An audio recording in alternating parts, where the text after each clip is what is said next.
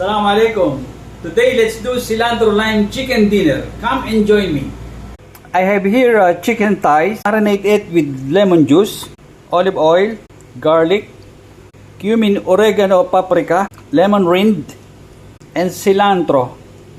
We will mix all this and marinate for about 2 hours. For our avocado salt, juice of 1 lemon, onion powder, salt and black pepper, and cup cilantro.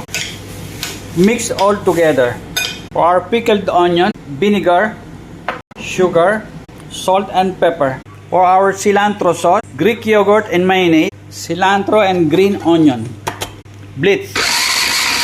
Our cilantro sauce, guys. We will pop up our chicken thighs to air fryer 6 minutes each side. After air frying, guys, let's go to our assembly. Some avocado salsa on top, some pickled onions, cilantro sauce. Enjoy, guys.